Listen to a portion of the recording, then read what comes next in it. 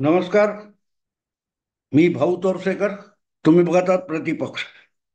मित्रांनो, आज 6 ऑक्टोबर आहे आणि मी जेव्हा बोलतोय तेव्हा अमेरिकन अध्यक्षपदाच्या निवडणुकीचं शेवटचं मतदान संपून मतमोजणी पण जवळजवळ अर्ध्यापेक्षा अधिक पूर्ण झालेली आहे आणि ट्रम्प आघाडीवर आहे असं सांगितलं जात आहे. कमला हॅरिस मागे पडल्यात असं सांगितलं जात आहे. पण तरी सुद्धा अगदी काय म्हणतात, हाणामारीची स्थिती आहे, काही येऊ शकतं वगैरे वगैरे चालू आहे. कदाचित आज म्हणजे 6 तारीखच्या भारतातल्या रात्री निकाल अधिक स्पष्ट झालेला असेल. त्यावर मी आत्ता बोलत नाहीये, पण ही माझी अपेक्षा होती. हे वेगळं सांगत नाही, त्याविषयीचा व्हिडिओ मी नंतर करीन. आज मी महाराष्ट्रातल्याच राजकीय निवडणुकीच्या संदर्भात एक म्हणालात तर गौप्यस्फोट आहे. कारण जी माहिती मी आता कदाचित 2-3 व्हिडिओ मधून मिळून सांगेन, ती माहिती अजूनपर्यंत कुठेही मला बघायला, ऐकायला, वाचायला मिळालेली नाही. आणि म्हणून मला असं वाटतं की हा गौप्यस्फोट म्हणायला हरकत नाही. कारण ज्या वेळेला ही माहिती मला मिळाली तेव्हा मी सुद्धा हबकून गेलो.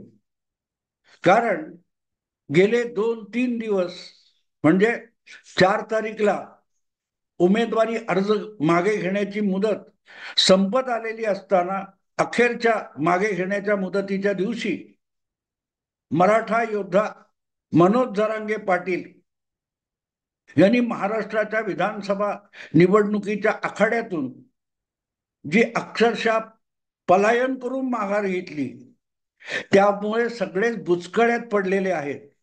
वेगवेगळी माध्यमं, चॅनेल, वृत्तपत्र, विश्लेषक, राजकीय नेते, पक्ष याविषयीचे चाणक्य सगळेच चक्रावून गेलेत आणि कुठलाही राजकारणाशी दुरान्वये संबंध असलेला माणूस सुद्धा चक्रावून गेलेला आहे की जरांगे पाटील यांनी अचानक आपल्या भूमिकेत हा बदल का केला.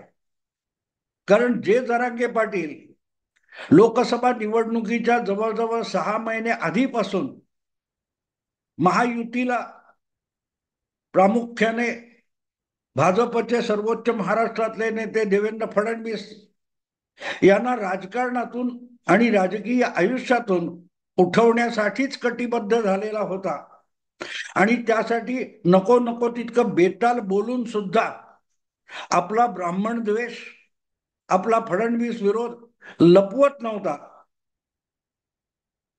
लोकसभा निवडणुकीत प्रत्येक मतदारसंघामध्ये 200-200 उमेदवार मराठा आरक्षणासाठी उभे राहण्याची गर्जना करून ऐन वेळेला माघार घेतलेला आणि निवडणुकीच्या रिंगणापासून दूर गेलेला आणि त्यासाठी आपलं लक्ष विधानसभा आहे, लोकसभा नाही, असं सांगणारा मराठा योद्धा मनोज जरांगे पाटील जर लक्ष हे विधानसभा होतं तर विधानसभा निवडणुकीतून पळ का काढतो याचं उत्तर कोणालाच मिळत नाहीये. आणि सगळे अक्षरशः चाचपडल्यासारखे होतात की अचानक त्या रात्री काय घडले, अचानक एक दिवस आधी काय घडले, याच्यावर भरपूर कुजबूज माध्यमातून आणि राजकीय गोटांतून चालू आहे. माध्यमात प्रत्येक जण अंदाज व्यक्त करत असतो. पत्रकार असो, विश्लेषक असो, त्यांचे अंदाज असतात, भाकीत असतात. पण राजकारणाच्या व्यवहारामध्ये प्रत्यक्ष गुंतलेले जे लोक आहेत, मग महायुतीतले असोत, महाविकास आघाडीतले असोत किंवा या दोनही आघाड्या गठबंधनापासून दूर राहून आपलं राजकारण करणारे असोत, यापैकी कोणालाही अजून जवळजवळ 2-3 दिवस उलटत आले तरीही जरांगे पाटील यांच्या या आकस्मिक पलायनाचा अर्थ लावता आलेला नाही आणि मलाही लावता आला नाही. मी प्रामाणिकपणे कबूल केलं पाहिजे की असं काय झालं की अचानक, अगदी म्हणे तुम्हाला आठवत असेल की जरांगे पाटीलांनी ह्या सगळ्या उमेदवारी अर्ज भरण्याची प्रक्रिया चालू असताना दलित आणि मुस्लिम समाजाचं नेतृत्व करणारे काही नेते बोलावून घेतले होते, त्यांच्या भेटीगाठी घेतल्या होत्या, त्याच्यावर रात्री उशिरापर्यंत चर्चा केली होती.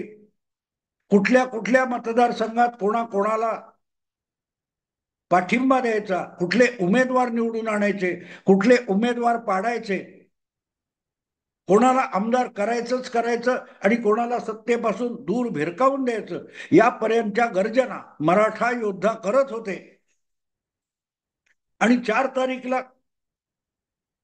म्हणजे उमेदवारी अर्ज मागे घेण्याच्या दिवशी काही तास शिल्लक असताना अचानक मराठा योद्धा रणांगण सोडून आपण पळून जात असल्याची घोषणा करतो आणि म्हणतो तुम्हाला जे करायचं ते करा, ज्यांना आणायचं त्यांना आणा, ज्यांना पाडायचं त्यांना पाडा, मला कशाशीही कर्तव्य नाही वगैरे वगैरे करून अक्षरशः आरक्षणाच्या विषयापासून निवडणुकीच्या विषयापर्यंत सार्वजनिक जीवनातून जसा संन्यास घेतोय अशा भूमिकेत जातो. तर त्याचं कारण काय? त्याच्यावर कोणी दबाव आणला का? आता नेहमीच्या आपल्या राजकीय भाषेमध्ये ईडी असेल, सीबीआय असेल, केंद्र सरकारच्या भाजपच्या कब्जातल्या तपास यंत्रणा असतील, त्यांनी काय मनोज जरांगे पाटील यांना धमक्या दिल्या का? तुमच्यावर केस घालू, तुम्हाला अटक करू वगैरे वगैरे? तशी तर काही शक्यता नाही. कारण मनोज जरांगे पाटील यांचे कुठलेही मोठे धंदे नाहीत, साखर कारखाने नाहीत, बँका नाहीत, संस्था नाहीत, उद्योग नाहीत, व्यापार नाहीत. त्यामुळे त्यांनी पैशाची हेराफेरी केली, घोटाळे केले असा कुठलाही आरोप ठेवून जरांगे पाटील यांना केंद्राच्या मोदींच्या ताब्यातल्या तपास यंत्रणा त्रास देऊ शकत नाहीत, अटक सुद्धा करू शकत नाहीत. मग मनोज जरांगे पाटील यांनी अचानक शेपूट का घातली, हा प्रश्न प्रत्येकाला सतावणं स्पष्ट आहे, स्वाभाविक आहे. आणि म्हणून त्याचं उत्तर कोणाकडेच नाहीये. हा, मग अंदाज सुरू होतात. शरद पवारांचा दबाव आला, सरकारचा दबाव आला, आणखीन कोणाचा दबाव आला. असल्या दबावाला काय ते दबावासमोर झुकणं हा जरांगे पाटील यांचा स्वभाव नाहीये. कारण त्यांना कशाचीही पर्वा नाही, हे आतापर्यंतच्या वर्ष दीड वर्षातल्या त्यांच्या आंदोलन उपोषण वगैरेतून दिसलं. एक मनमौजी माणूस, जाता जाता गंमत करायची या स्वरूपात एक माणूस आंदोलन करतो, त्यापेक्षा किंवा तरी पोरकटपणा कुरापत करतो, त्यापेक्षा मनोज जरांगे पाटील यांचं सगळं मराठा आरक्षण आंदोलन हे जरा सुद्धा वेगळं नव्हतं एक कुरापती पेक्षा. आणि म्हणून या रहस्य जे आहे ते उलगडत नाही. कारण ज्या पद्धतीत अण्णा हजारे, लोकपाल आणि आंदोलन झालं होतं ते सगळं कॅमेराजीवी होतं. माध्यमांनी घोड्यावर बसवलं अण्णांना आणि केजरीवालना, किंवा माध्यमांना लागणारा खर्च देण्याचं अर्थसहाय्य केजरीवाल उभे करू शकले, त्यातून लोकपाल नावाचं आंदोलन उभं राहिलं. पण दिल्ली शहराच्या एका महाशहराच्या मेट्रो मेगा सिटीच्या सीमेपलीकडे लोकपाल आंदोलन जाऊ शकलं नव्हतं. त्याचे प्रयोग इतर राज्यामध्ये, मुंबई असतील, बंगलोर असतील किंवा इतर कुठे झाले, ते यशस्वी झाले नाहीत. कारण ते आंदोलन फक्त माध्यमापुरतं मर्यादित होतं. त्यापेक्षा तुमचे मनोज जरांगे पाटील यांचं मराठा आरक्षण आंदोलन सुद्धा त्यांच्या उपोषण आणि उपोषणाचं कॅमेऱ्यावरून होणारं थेट प्रक्षेपण या पलीकडे कुठेही पोहोचलं नव्हतं.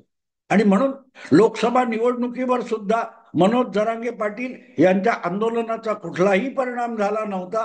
तरीही त्याचं श्रेय मनोज जरांगे पाटील यांना देऊन जो काय एक बागुलबुवा निर्माण केला होता, त्याचा फुगा विधानसभा निवडणुकीत फुटण्याची शक्यता होती, हे मी वारंवार सांगत होतो. फक्त त्याचे नेमके दाखले आणि पुरावे माझ्या हातात नव्हते.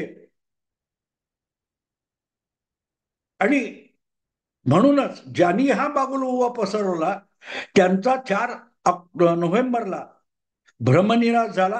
कारण अचानक जरांगे पाटील यांनी शेपूट घातली. ते घालणार, कदाचित न घालता सुद्धा त्यांचा दारुण पराभव दिसला असता.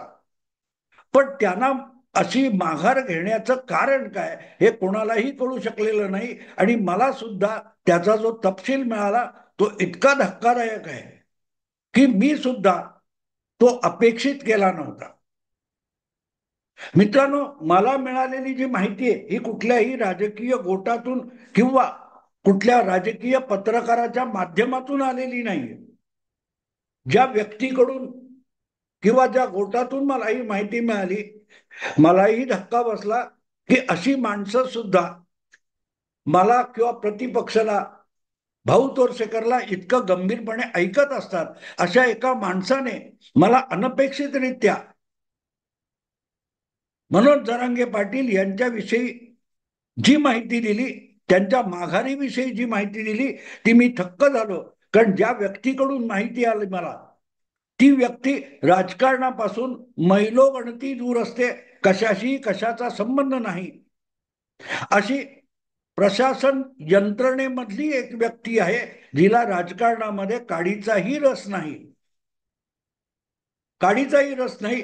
पण मी विश्लेषण करतो ते आवडतं म्हणून माझ्या राजकीय सामाजिक विश्लेषणातून अनेकदा जीवनातील, मानवी संबंधातील, मानवी मानसिकतेतील अनेक रहस्य उलगडली जातात असं त्यांचं म्हणणं आहे. आणि त्यामुळे ते माझं विश्लेषण गंभीरपणे ऐकत असतात आणि म्हणूनच त्यांना राहवलं नाही. आणि ही माहिती जी त्यांना उपलब्ध होती ती त्यांनी मला फोन करून सांगितली आणि म्हणाले, ही माहिती तुमच्या किती उपयोगाची आहे माहित नाही, पण मला कळली आहे आणि मला अगत्य वाटलं, मला तुम्हाला सांगितली पाहिजे. आणि म्हणून मी त्याला गौप्यस्फोट म्हणतो. कारण जी माहिती माझ्याकडे आली आणि ज्या गोटातून आली ती सगळीच अनपेक्षित आणि धक्कादायक आहे. आणि ज्या वेळेला त्यांनी ती माहिती सांगितली त्याच्यामध्ये काही नावं आली आणि मी सुद्धा चकित झालो. कारण जी माहिती मी सांगतोय किंवा जी माहिती त्यांच्याकडून मला कळली त्याचे धागेदोरे आजच्या राजकारणात बिलकुल नाहीत. ते धागेदोरे हे जवळजवळ 30-35 वर्ष मागे जावं लागतं, इतके जुने आहेत, इतके जुने आहेत. किंबहुना शिवसेना ही महाराष्ट्र व्यापी पक्ष होण्यापर्यंत ते धागेदोरे मागे जातात. ज्या वेळेला शिवसेना हा महाराष्ट्रातला एक प्रमुख पक्ष नव्हता त्या काळापर्यंत हे धागेदोरे जातात. किंबहुना भारतीय जनता पक्ष हा 1984च्या दारुण पराभवानंतर आपल्या गांधीवादी समाजवादाचा बागुलबुवा सोडून परत हिंदुत्वाकडे वळतो तिथपर्यंत मनोज जरांगे पाटील यांच्या पलायनाचे धागेदोरे मागे जातात. आणि म्हणून मी स्वतः चकित झालो की एवढे 30-35 वर्ष जुन्या घटना घडामोडी आहेत, त्यामध्ये मनोज जरांगे पाटील यांच्या निवडणुकीतील माघारीची बीज कशी काय सापडू शकतात हे माझ्या डोक्यात का आलं नाही. यामुळे मला माहिती देणाऱ्याचा सुद्धा हेवा वाटला. आणि मग माझ्या लक्षात आलं की याचे धागेदोरे हे जर असतील आणि असे असतील तर शक्य आहे की मनोज जरांगे पाटील यांची आकस्मिक माघार ही अनाकलनीय वरकरणी वाटते, पण त्यामध्ये अतिशय गंभीर बाबी दडलेल्या आहेत, अतिशय गंभीर बाबी दडले. आता यातली गंमत लक्षात घ्या की आपण एक काय असं नॉर्मली माणसांच्या चर्चा ज्या समोर गोष्टी दिसतायत असतात त्यावरच चर्चा गुंतून पडलेल्या असतात. पण त्या पलीकडे पडद्या आड आणि अनेक पडद्यांच्या आड मोठ्या काही गंभीर हालचाली चालू असतात आणि त्या गंभीर हालचालीच खरोखर राजकारण घडवून आणत असतात. आजपर्यंत तुमचे जरांगे पाटील यांच्या मागे शरद पवारच आहेत. शरद पवारांनी आपली सगळी साधन संपत्ती जरांगे पाटील यांच्या विरोधात उभी केली. कारण शरद पवारांना मराठा आरक्षण देणारा ब्राह्मण मुख्यमंत्री किंवा ब्राह्मण नेता खूपच होता, देवेंद्र फडणवीस खूपच होता. तेव्हा देवेंद्र फडणवीसला महाराष्ट्रातल्या बहुसंख्य मराठा समाजाच्या समोर विलन खलनायक म्हणून उभा करायचा असेल तर त्यासाठी अख्ख्या राजकारणाला जातीयवादी रंग दिला पाहिजे. म्हणूनच जरांगे पाटील यांच्यासारखा एक नगण्य वाटणारा माणूस उभा करण्यात आला. मित्रांनो, लक्षात घ्या, योगायोगाने काही साम्य समोर आणावं लागतं. पंजाबच्या राजकारणामध्ये सगळ्यात शक्तिशाली असलेला जो पक्ष होता, जी संघटना होती शिरोमणी अकाली दल, या शिरोमणी अकाली दलाचं प्रभुत्व पंजाबमधून संपवण्यासाठी सोनिया गांधींनी जैलसिंग या आपल्या शीख नेत्याला पुढे करून भिद्रनवाले नावाचा एक नगण्य शीख धर्मगुरू उभा केला. आणि पुढचं राजकारण तुम्हाला माहिती आहे. तसं मनोज जरांगे यांच्यासारखा मराठा ब्रिगेड किंवा कायची संभाजी ब्रिगेड किंवा मराठा ठोक मोर्चा, आंदोलन मोर्चा, छावा वगैरे संघटना यातला एक नगण्य नेता होता. त्याला महाराष्ट्रव्यापी मराठ्यांचा एकमुखी नेता, आंदोलक नेता, योद्धा नेता बनवण्यासाठी शरद पवारांनी आपली सगळी ताकद पणाला लावली. हे आपल्याला माहिती आहे, आपण बघितलं. पण शरद पवारच त्याचे काय ते बोलविते धनी आहे, त्याचा कुठलाही पुरावा नव्हता. आणि हळूहळू करत जसा भिद्रनवाले बेताल झाला होता, तसाच इथे मनोज जरांगे पाटील बेताल झाले होते. आणि ते थेट थेट जातीवर बोलायला लागले होते. आणि याचे दुष्परिणाम आपल्याला भोगावे लागतील अशी चिंता शरद पवारांना वाटणं स्वाभाविक आहे. आणि तुम्ही बारकाईने बघितलं तर लोकसभा निवडणुकीच्या जवळजवळ महिनाभर आधीपासून शरद पवारांनी जरांगे पाटलांपासून आपल्याला दूर ठेवायला सुरुवात केली. राजेश टोपे यांच्यासारखा पवारांचा निष्ठावान सहकारी, जो सतत जरांगे पाटलांच्या बाजूला बसलेला दिसायचा, तो अचानक कॅमेऱ्याच्या फ्रेम मधून गायब झाला. पण जरांगे पाटील यांचं आंदोलन वाजत गाजत सुरू झालं. सभा, मिरवणुका, काय त्या या प्रचार सुरू राहिला. मग हळूहळू शिंदे हाच जरांगे पाटलांचा बोलविता धनी आहे. आणि महायुतीमधल्या सत्ता स्पर्धेमध्ये फडणवीसांना शह देण्यासाठी शिंदे यांनीच जरांगे पाटील पुढे गेले, याचीही चर्चा झाली. पण अजूनही नेमका पुराव्यानिशी कोणालाही जरांगे पाटील यांचा बोलविता धनी समोर आणता आला नाही. आणि म्हणूनच मग गेले 2 दिवस जो काय आटापिटा चालू आहे की अचानक जरांगे पाटलांनी निवडणुकीच्या आखाड्यातून माघार का घेतली. अर्थात जरांगे पाटील स्वतः कुठे निवडणुकीला उभे नव्हते किंवा उभे सुद्धा राहणार नव्हते. पण त्यांचे समर्थक, त्यांचे पाठीराखे या मैदानात उतरलेले होते, जे कुठच्या वेगवेगळ्या पक्षातून सुद्धा उभे राहिले होते. शरद पवारांचे उधारीवर आणलेले कोल्हापूर कागलचे घाटगे हे उमेदवार थेट अंतरवली सराटीमध्ये जाऊन मनोज जरांगे पाटीलांचा आशीर्वाद घेत होते, हे आपण बघितलेलं आहे. त्याखेरीज अनेक पक्षांचे अनेक नेते, अपक्ष, बंडखोर किंवा मराठा आरक्षणवादी नेते ज्यांनी उमेदवारी अर्ज भरलेले होते, असे सगळे उमेदवारी अर्ज भरून ती मुदत संपल्यानंतर सुद्धा जरांगे पाटील यांना भेटत होते. आणि म्हणूनच या सगळ्यातून बघता बघता अचानक जरांगे पाटील अंतर्धान पावतात, हे रहस्य बनून जातं. आणि त्या रहस्याचे धागेदोरे मी जेव्हा 40 वर्ष मागे जातात म्हणतोय, तेव्हा तुम्हाला हा विषय अधिक पुढे समजावण्यासाठी 2 नावं सांगतो मित्र, 2 नावं सांगतो. आणि ती 2 नावं ज्यांनी मला समोरून सांगितली तेव्हा मी सुद्धा थक्क झालो, कारण ती नावं सुद्धा माझ्या मनातून, विश्लेषणातून जवळजवळ विस्मृतीत गेलेली होती. त्यातलं एक नाव आहे डॉक्टर रमेश प्रभू, जे पार्ल्याच्या पोटनिवडणुकीत मला वाटतं 1987 किंवा 88 मध्ये शिवसेनेचे आमदार म्हणून निवडून आले.